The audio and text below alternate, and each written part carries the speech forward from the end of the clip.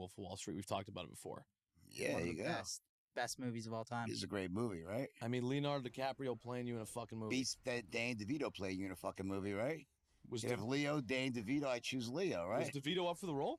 I don't think so, buddy. It was Brad Pitt versus Leo.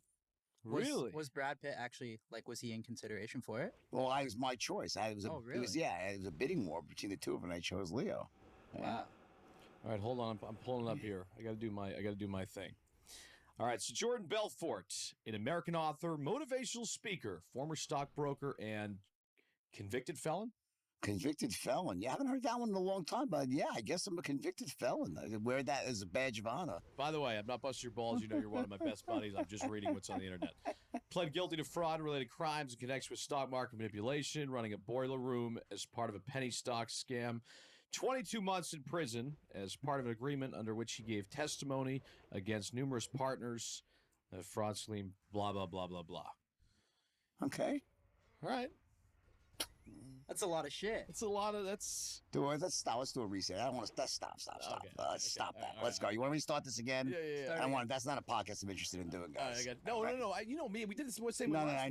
I'm past this. I don't want... That's not the way to start All right, this cool. podcast. Let's start the podcast in a normal way. It's just... Honestly, it's stupid. No one gives a fuck. No, I know, but it's just stupid and boring. Okay, come on. Let's go. That was totally Bob's idea. No, it's fucking ridiculous. But obviously, I mean, you were a legend on I don't give a shit. It's just stupid. I got it. Okay, no one fucking cares. All right.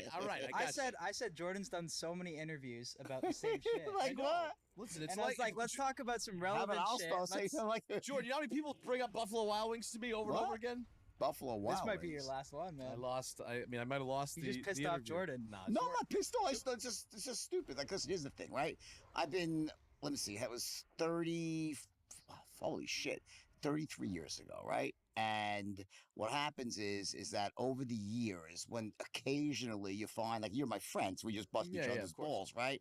But every once in a while, you find some stupid journalist that will go back to 33 years ago. No one gives a fuck about that, right? Yeah. So I just say, if you want to start that way, it's just like a weird way to start. I don't really give a shit. What was 30 years ago? That's when this actually, people don't realize, because the movie came out in 2013, but the stuff that you saw, it happened 30 years ago. Wow. More than 30 years ago. I look pretty good for my age, right? 100%, yeah. It's like what happens is, if you take a certain amount of drugs, large quantities in the right combination, it petrifies you. You don't age. You freeze your body, and you end up not aging like a normal person. So it's not about taking a lot of drugs. It's about proportionally it's balance. Spacing them out. Yeah. Actually, it's probably good genetics. No, here's the thing. I didn't take a lot of alcohol.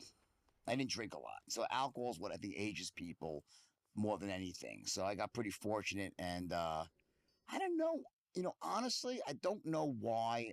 I know I look young for my age, right? In my late 50s, right? You always have your shirt off in every social media post, which I love. Me and Bounce Back, but we got fucking, he's got his shirt off again. So listen, about that my Matthew McConaughey moment. No, so once in a while, I work out a lot, like you, Bob, not. Okay. I never work out. I can't get in the gym. I can't fucking do it. What's your gym schedule like? Oh, you wouldn't believe it if I told you. I work out for 15 minutes, and that's it. Really? I do this 15 minutes, 4 days a week. I am in and I am out. For me, it's muscle memory. I've been working out since I'm a really, really young guy, and started at 15 years old, and I worked out every day for till 30, literally, 6 days a week till I was 30. So you just get in super high intensity and that's it? Not even, pal. I just barely, okay, so we're going to play golf after this, right? I have an artificial shoulder, metal ball, plastic socket, 4 surgeries here, reconstructed knee, rods and screws in my back. I mean, I've been through it. You know what I'm saying? I was a wrestler in college. I played tennis. I've always, so my body's still, so I got to go 15 minutes lightweight. All right. And I just maintain. So more importantly, what's your handicap? Because you've got a big game too as well. What's your... No, I'm not that good. You're not that good. I just started playing again. So my handicap is I can shoot anywhere between 80 and 100. Are you a gambler? What? Are you a gambler? Gambling when it makes sense. I'm a gambler when the odds are stacked in my favor. When it comes to golf. Not really, but I'll pull up. Play a little fun. We'll have some fun. Listen, I always love to gamble, but the thing is, I used to gamble like a fucking madman. And a couple of my friends just got destroyed gambling. like lost millions, and I have one friend that lost like $45 million gambling, blew out his life. So I got to the point with gambling where I was, I was making so much money that it's like I couldn't win enough that it would ever move my needle. And when I lost $500,000, I'd be fucking pissed. Like, what the fuck is right? So what's the point of gambling when you're like, there's no upside, right? And it was almost, and then combine that when I was, high on coke.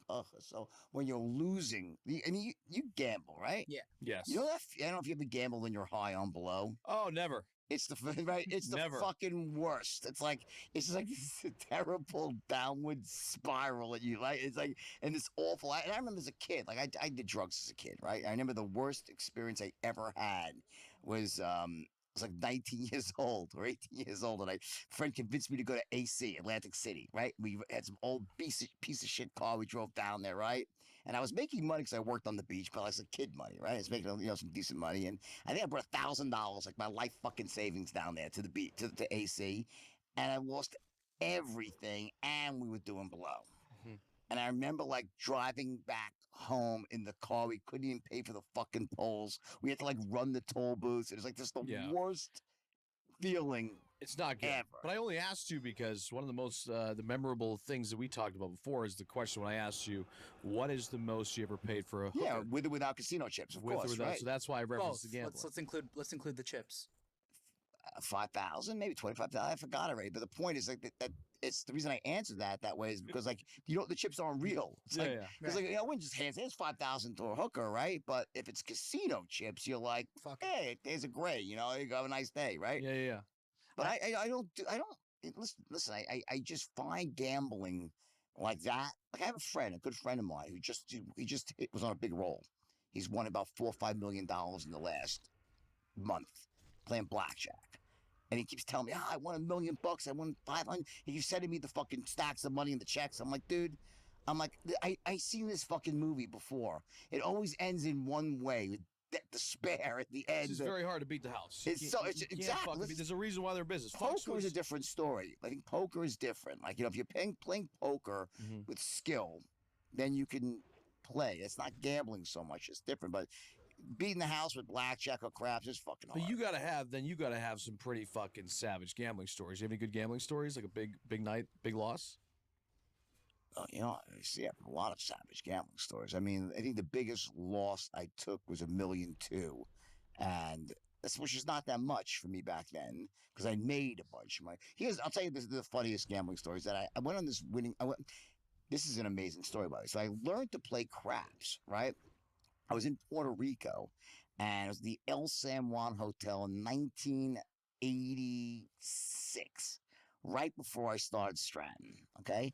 And I had a little bit of money for being a stockbroker, and I was playing craps, and I thought I knew what I was doing, playing a few bets here and there, right? A little blackjack, and there's some guy in the casino, was like a real sharp-looking guy, His name was Joey Fahum, right? We just met this guy, and I had a very hot first wife. He's like my wife, so we started talking. He's like, dude, let me show you how to play craps. I'm going to show you. I'm an expert at craps, right? How'd I give me $300, right? He goes, give me your money. I give him the $300. He takes the money, throws down, bam, loses the money in 2 seconds. I'm like, what the fuck?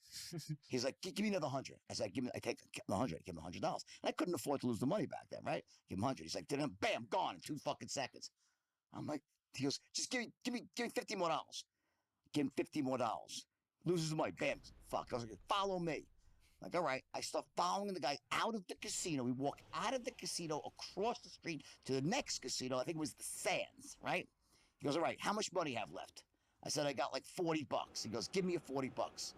And I watched this guy in 30 minutes turn $40 into $12,000. With craps? Craps. Wow.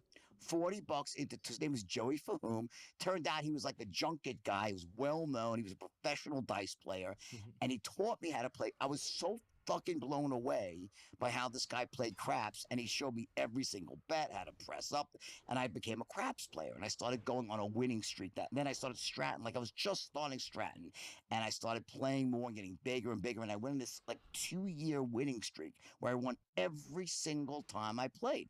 Every time. Sometimes I go down, but I always come back up and just press. The whole idea was you get the table all loaded up, and then you just fucking just roll. Yeah, you guys play craps at all? A little bit, not too much, mostly blackjack. But Okay, so I had the whole table loaded up, right? And then you just take money off the table. I had some really big wins, right? Kicked ass for like about a year or two straight, never lost.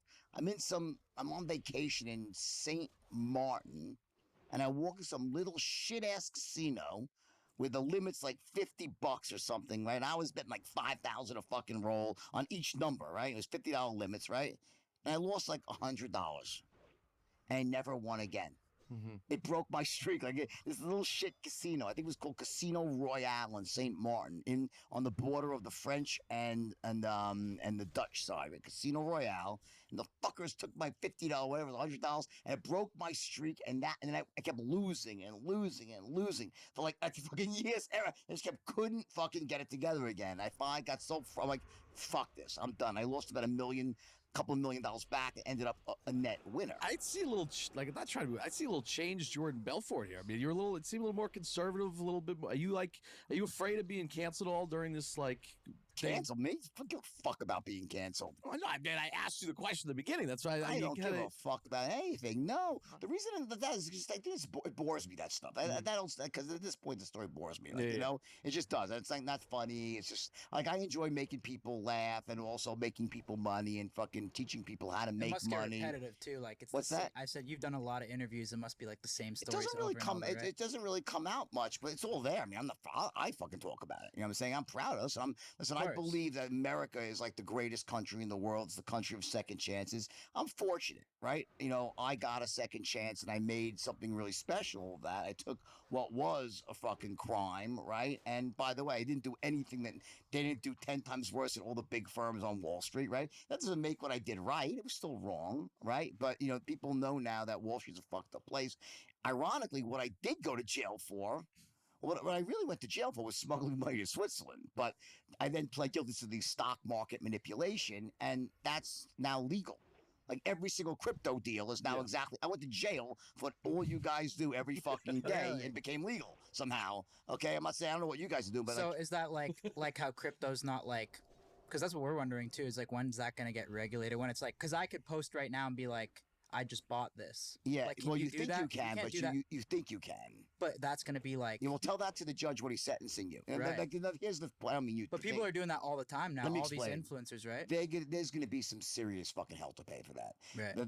If they think... There's some people out there... Here's the way it works. The wheels of justice grind slowly. But they grind forward. They do, right? If you're an influencer and you went out there and you promoted a shit coin and you were selling while everyone else was buying... You're probably not going to go to jail if you did it once. But if you're making it your mission that every month it's a new promotion, you are going to jail. They don't realize it. The paper trail does not go away.